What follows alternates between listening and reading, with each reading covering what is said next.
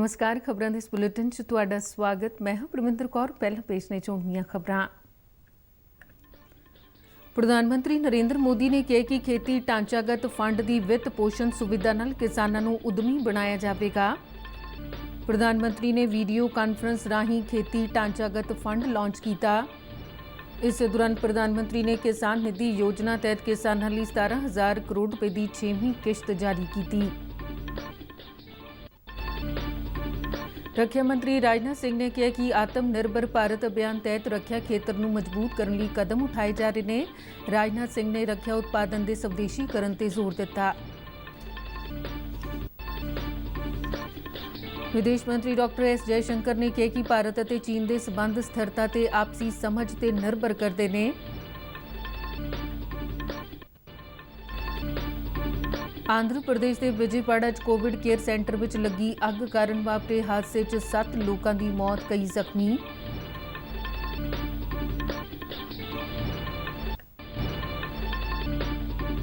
केंद्रीय सेहत मंत्रालय मुताबिक कोविड-19 तो सेहतयाब होने वाले मरीजों की गिनती 14,80,884 तक पुजी।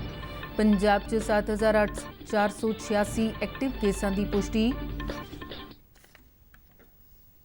ते हुण खबरां विस्तार नाल।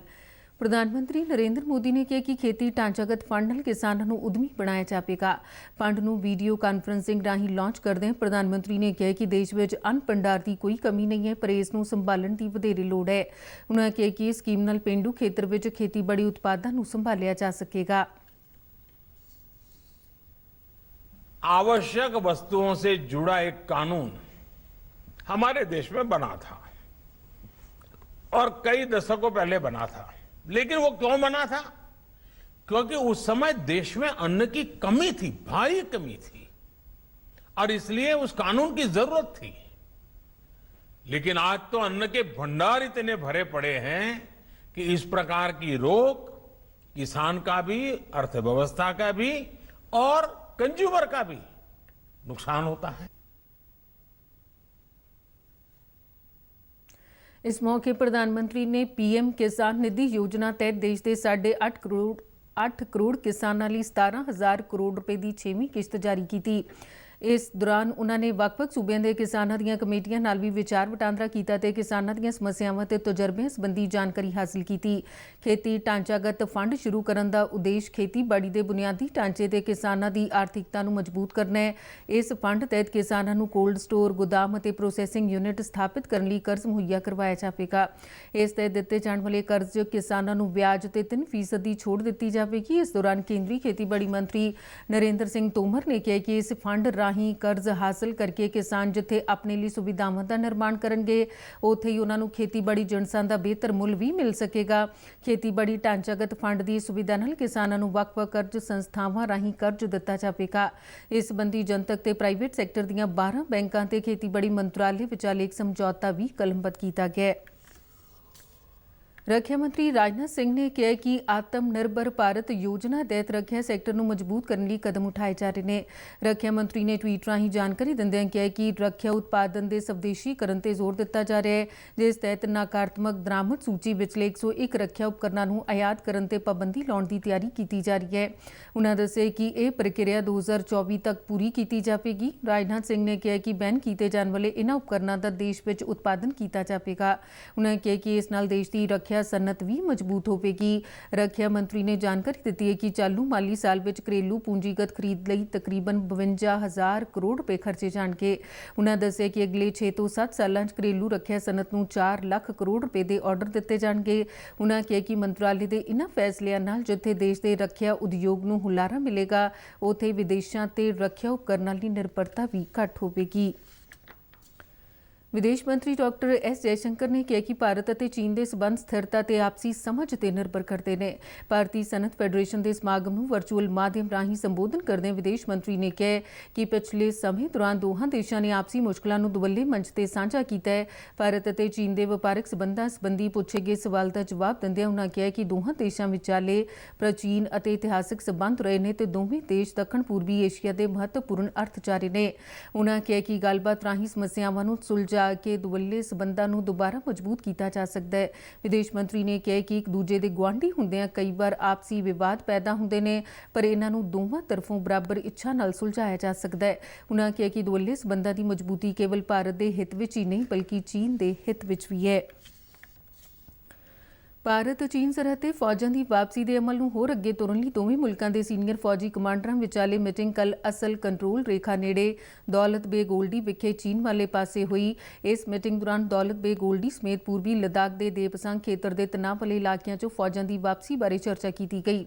ਇਸ ਤੋਂ ਇਲਾਵਾ ਭਾਰਤ ਵੱਲੋਂ ਅਸਲ ਕੰਟਰੋਲ ਰੇਖਾ ਦੇ ਇਲਾਕਿਆਂ 'ਚ ਗਸ਼ਤ ਸੰਬੰਧੀ ਅਧਿਕਾਰਾਂ ਨੂੰ ਮੁੜ ਸਥਾਪਿਤ ਕੀਤੇ ਜਾਣ ਦਾ ਮੁੱਦਾ ਵੀ ਉਠਾਇਆ ਗਿਆ। ਮੇਜਰ ਜਨਰਲ ਪੱਧਰ ਦੀ ਇਸ ਮੀਟਿੰਗ 'ਚ ਭਾਰਤੀ ਵਫਦ ਦੀ ਅਗਵਾਈ 3 ਇਨਫੈਂਟਰੀ ਡਿਵੀਜ਼ਨ ਦੇ GOC ਮੇਜਰ ਜਨਰਲ ਅਭਿਜੀਤ ਬਾਪਟ ਨੇ ਕੀਤੀ। ਇਹ ਮੀਟਿੰਗ ਦੋਹਾਂ ਮੁਲਕਾਂ ਦੀਆਂ ਫੌਜਾਂ ਦੇ ਕੋਰ ਕਮਾਂਡਰ ਪੱਧਰ ਦੀ 5ਵੀਂ ਗੇੜ ਦੀ ਗੱਲਬਾਤ ਤੋਂ ਇੱਕ ਹਫ਼ਤਾ ਬਾਅਦ ਵਿੱਚ ਹੋਈ ਹੈ। ਫੌਜੀ ਅਧਿਕਾਰੀਆਂ ਵਿਚਾਲੇ ਮੀਟਿੰਗ ਸਵੇਰੇ 11 ਵਜੇ ਸ਼ੁਰੂ ਹੋ ਕੇ ਸ਼ਾਮ 7:30 ਵਜੇ ਸਮਾਪਤ ਹੋਈ। ਸੂਤਰਾਂ ਮੁਤਾਬਿਕ ਚੀਨ ਦੀ ਫੌਜ ਨੇ ਆਪਣੇ ਜਵਾਨਾਂ ਨੂੰ ਗਲਵਾਨ ਘਾਟੀ ਅਤੇ ਕੁਝ ਹੋਰ ਵਿਵਾਦਿਤ ਟਿਕਾਣਿਆਂ ਤੋਂ ਪਿੱਛੇ ਹਟਾ ਲਿਆ ਹੈ, ਪਰ ਪੌਂਗ ਗੌਂਸੋ, ਗੋਗਰਾ ਤੇ ਦੇਪਸਾਂਗ ਚੀਨੀ ਫੌਜ ਪਿੱਛੇ ਨਹੀਂ ਹਟੀ। ਭਾਰਤ ਵੱਲੋਂ ਲਗਾਤਾਰ ਇਹ ਮੰਗ ਕੀਤੀ ਜਾ ਰਹੀ ਹੈ ਕਿ ਚੀਨ ਫਿੰਗਰ 4 ਅਤੇ 8 ਦੇ ਦਰਮਿਆਨੇ ਇਲਾਕਿਆਂ ਵਿੱਚੋਂ ਆਪਣੀ ਫੌਜ ਨੂੰ ਪਿੱਛੇ ਹਟਾਵੇ। ਆਂਧਰਾ ਪ੍ਰਦੇਸ਼ ਦੇ ਵਿਜੇਵਾੜਾ 'ਚ ਇੱਕ ਕੋਵਿਡ ਸੈਂਟਰ 'ਚ ਅੱਗ ਲੱਗਣ ਕਾਰਨ ਵਾਪਰੇ ਹਾਦਸੇ 'ਚ 7 ਲੋਕਾਂ ਦੀ ਮੌਤ ਹੋ ਗਈ ਹੈ ਤੇ ਕਈ ਜ਼ਖਮੀ ਹੋਏ ਨੇ। ਮੁੱਢਲੀ ਜਾਣਕਾਰੀ ਮੁਤਾਬਿਕ ਵਿਜੇਵਾੜਾ ਦੇ ਸਵਰਨ ਪੈਲੇਸ ਹੋਟਲ ਵਿੱਚ ਕੋਵਿਡ ਕੇਅਰ ਸੈਂਟਰ ਸਥਾਪਿਤ ਕੀਤਾ ਗਿਆ ਸੀ। ਅੱਗ ਲੱਗਣ ਦੇ ਕਾਰਨਾਂ ਦੀ ਫਿਲਹਾਲ ਕੋਈ ਜਾਣਕਾਰੀ ਨਹੀਂ ਹੈ। ਫਾਇਰ ਬ੍ਰਿਗੇਡ ਦੀਆਂ ਗੱਡੀਆਂ ਵੱਲੋਂ ਮੌਕੇ ਤੇ ਪਹੁੰਚ ਕੇ ਅੱਗ ਤੇ ਕਾਬੂ ਪਾਉਣ ਦੀ ਕੋਸ਼ਿਸ਼ ਕੀਤੀ ਜਾ ਰਹੀ ਹੈ। ਪ੍ਰਧਾਨ ਮੰਤਰੀ ਨਰਿੰਦਰ ਮੋਦੀ ਨੇ ਹਾਦਸੇ 'ਚ ਮਾਰੇ ਗਏ ਲੋਕਾਂ ਪ੍ਰਤੀ ਡੂੰਘਾ ਦੁੱਖ ਪ੍ਰਗਟ ਕੀਤਾ ਹੈ ਤੇ ਜ਼ਖਮੀਆਂ ਦੇ ਜਲਦ ਸਿਹਤਯਾਬ ਹੋਣ ਦੀ ਕਾਮਨਾ ਕੀਤੀ ਹੈ। ਕੇਂਦਰੀ ਸਿਹਤ ਮੰਤਰਾਲੇ ਮੁਤਾਬਿਕ ਦੇਸ਼ ਭਰ 'ਚ 14,80,884 ਮਰੀਜ਼ ਕੋਰੋਨਾ ਵਾਇਰਸ ਤੋਂ ਮੁਕਤ ਹੋ ਚੁੱਕੇ ਨੇ ਅਤੇ 6,28,747 ਇਲਾਜ ਅਧੀਨ ਹੈ। ਬੀਤੇ 24 ਘੰਟਿਆਂ ਦੌਰਾਨ 53,879 ਮਰੀਜ਼ਾਂ ਨੂੰ ਛੁੱਟੀ ਦਿੱਤੀ ਗਈ ਹੈ। ਤਾਜ਼ਾ ਜਾਣਕਾਰੀ ਮੁਤਾਬਿਕ ਮਹਾਮਾਰੀ ਤੋਂ ਸਿਹਤਯਾਬ ਹੋਣ ਦੀ ਦਰ ਵੱਧ ਕੇ 68.78% ਤੱਕ ਪੁੱਜ ਗਈ ਹੈ, ਜਦਕਿ ਮਹਾਮਾਰੀ ਦੀ ਮੌਤ ਦਰ 2.01% ਹੈ। ਪੰਜਾਬ 'ਚ ਮੌਜੂਦਾ ਸਮੇਂ 7,486 ਐਕਟਿਵ ਕੇਸ ਨੇ ਤੇ ਲੰਘੇ 24 ਘੰਟਿਆਂ ਦੌਰਾਨ ਸੂਬੇ 'ਚ 840 ਕੋਰੋਨਾ ਮਰੀਜ਼ਾਂ ਨੂੰ ਸਿਹਤਯਾਬ ਹੋਣ ਮਗਰੋਂ ਛੁੱਟੀ ਦਿੱਤੀ ਗਈ। ਬੀਤੇ ਇੱਕ ਦਿਨ ਵਿੱਚ 23 ਮਰੀਜ਼ਾਂ ਦੀ ਮੌਤ ਹੋਈ ਹੈ। ਕੇਂਦਰੀ ਸਿਹਤ ਮੰਤਰਾਲੇ ਨੇ ਵੱਖ-ਵੱਖ ਸੂਬਿਆਂ ਤੇ ਕੇਂਦਰ ਸ਼ਾਸਿਤ ਪ੍ਰਦੇਸ਼ਾਂ ਦੇ 13 ਜ਼ਿਲ੍ਹਿਆਂ ਨੂੰ ਕੋਵਿਡ-19 ਨਾਲ ਮੌਤ ਦੀ ਦਰ ਨੂੰ ਘੱਟ ਕਰਨ ਤੇ ਧਿਆਨ ਕੇਂਦਰਿਤ ਕਰਨ ਦੇ ਨਿਰਦੇਸ਼ ਦਿੱਤੇ ਨੇ। ਮੰਤਰਾਲੇ ਵੱਲੋਂ ਇਨ੍ਹਾਂ ਜ਼ਿਲ੍ਹਿਆਂ ਨੂੰ ਜਾਰੀ ਨਿਰਦੇਸ਼ਾਂ 'ਚ ਕੋਰੋਨਾ ਵਾਇਰਸ ਨਾਲ ਮੌਤ ਦੀ ਦਰ ਨੂੰ ਕੌਮੀ ਔਸਤ ਦੇ ਆਸ-ਪਾਸ ਲਿਆਉਣ ਲਈ ਯਤਨ ਕਰਨ ਵਾਸਤੇ ਕਿਹਾ ਗਿਆ ਹੈ। ਸੂਬਿਆਂ ਤੇ ਕੇਂਦਰ ਸ਼ਾਸਿਤ ਪ੍ਰਦੇਸ਼ਾਂ 'ਚ ਮਹਾਮਾਰੀ ਦੀ ਸਥਿਤੀ ਅਤੇ ਪ੍ਰਬੰਧ ਸੰਬੰਧੀ ਸਿਹਤ ਸਕੱਤਰ ਰਾਜੇਸ਼ ਭੂਸ਼ਣ ਦੀ ਅਗਵਾਈ ਹੇਠ 2 ਉੱਚ ਪੱਧਰੀ ਬੈਠਕਾਂ ਕਰਵਾਈਆਂ ਗਈਆਂ। ਇਨ੍ਹਾਂ ਸਮੀਖਿਆ ਮੀਟਿੰਗਾਂ ਦੌਰਾਨ ਵੱਧ ਰਹੇ ਕੇਸਾਂ ਤੇ ਵੱਧ ਰਹੀ ਮੌਤ ਦਰ ਦੇ ਵੱਖ-ਵੱਖ ਪਹਿਲੂਆਂ ਤੇ ਚਰਚਾ ਕੀਤੀ ਗਈ। ਸਿਹਤ ਮੰਤਰਾਲੇ ਅਨੁਸਾਰ 8 ਸੂਬਿਆਂ ਤੇ ਕੇਂਦਰ ਸ਼ਾਸਿਤ ਪ੍ਰਦੇਸ਼ਾਂ ਦੇ ਜਿਨ੍ਹਾਂ ਜ਼ਿਲ੍ਹਿਆਂ ਨੂੰ ਇਹ ਹਦਾਇਤਾਂ ਜਾਰੀ ਕੀਤੀਆਂ ਗਈਆਂ ਨੇ, ਉਨ੍ਹਾਂ 'ਚ ਅਸਮ ਦਾ ਕਾਮਰੂਪ, ਬਿਹਾਰ ਦਾ ਪਟਨਾ, ਝਾਰਖੰਡ ਦਾ ਰਾਂਚੀ, ਕੇਰਲ ਦਾ ਤਿਰੂਵਨੰਤਪੁਰਮ ਅਤੇ ਅਲਪੁਜ਼ਾ, ਉੜੀਸਾ ਦਾ ਗੰਜਮ, ਉੱਤਰ ਪ੍ਰਦੇਸ਼ ਦਾ ਲਖਨਊ ਅਤੇ ਪੱਛਮੀ ਬੰਗਾਲ ਦੇ ਉੱਤਰੀ 24 ਪਰਗਨਾ ਤੇ ਹੁਗਲੀ, ਹਾਵੜਾ, ਕੋਲਕਾਤਾ ਤੇ ਮਾਲਦਾ ਸ਼ਾਮਿਲ ਨੇ। ਮੰਤਰਾਲੇ ਮੁਤਾਬਿਕ ਇਨ੍ਹਾਂ ਜ਼ਿਲ੍ਹਿਆਂ 'ਚ ਦੇਸ਼ ਦੇ ਕੁੱਲ ਐਕਟਿਵ ਕੇਸਾਂ ਦਾ 9% ਹੈ, ਪਰ ਜਿੱਥੇ ਮੌਤ ਦੀ ਦਰ ਤਕਰੀਬਨ 14% ਦੇ ਆਸ-ਪਾਸ ਹੈ।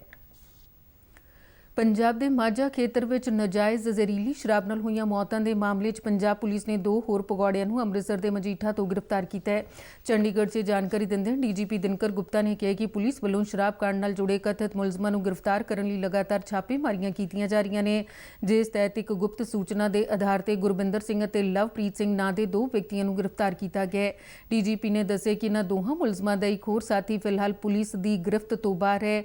ਉਨ੍ਹਾਂ ਦੱਸਿਆ ਕਿ ਮੁੱਢਲੀ ਪੁੱਛਗਿੱਛ ਦੌਰਾਨ ਸਾਹਮਣੇ ਆਇਆ ਕਿ ਮੁਲਜ਼ਮ ਰਾਜੂ ਕੋਲੋਂ ਨਾਜਾਇਜ਼ ਸ਼ਰਾਬ ਖਰੀਦਦੇ ਸਨ।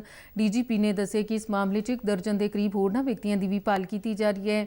ਤਰਨਤਾਰਨ, ਅੰਮ੍ਰਿਤਸਰ ਅਤੇ ਗੁਰਦਾਸਪੁਰ ਜ਼ਿਲ੍ਹਿਆਂ 'ਚ ਜ਼ਹਿਰੀਲੀ ਸ਼ਰਾਬ ਪੀਣ ਨਾਲ 121 ਜਣਿਆਂ ਦੀ ਮੌਤ ਹੋ ਚੁੱਕੀ ਹੈ। ਮੌਸਮ ਪੰਜਾਬ ਅਤੇ ਹਿਮਾਚਲ ਸਣੇ ਉੱਤਰੀ ਭਾਰਤ ਦੇ ਕਈ ਇਲਾਕਿਆਂ 'ਚ ਅੱਜ ਹੋਈ ਬਾਰਿਸ਼ ਨਾਲ ਮੌਸਮ ਖੁਸ਼ਗਵਾਰ ਹੋ ਗਿਆ ਹੈ।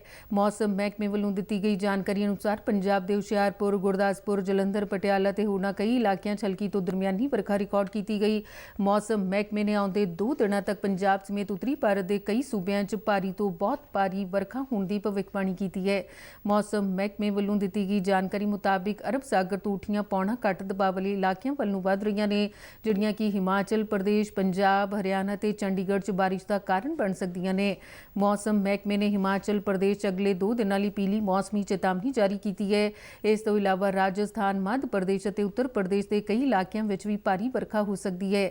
ਮਹਿਕਮੇ ਮੁਤਾਬਿਕ ਕੌਮੀ ਰਾਜਧਾਨੀ ਦਿੱਲੀ 'ਚ ਅਗਲੇ 4 ਦਿਨਾਂ ਦੌਰਾਨ ਭਾਰੀ ਵਰਖਾ ਹੋਣ ਦੀ ਸੰਭਾਵਨਾ ਹੈ। ਮੌਸਮ ਮਹਿਕਮੇ ਨੇ ਦੱਸਿਆ ਕਿ ਮੱਧ ਪ੍ਰदेश ਅਤੇ यूपी ਦੇ ਨਾਲ ਲੱਗਦੇ ਇਲਾਕਿਆਂ 'ਚ ਚੱਕਰਵਾਤੀ ਦਬਾਅ ਬਣ ਰਿਹਾ ਹੈ।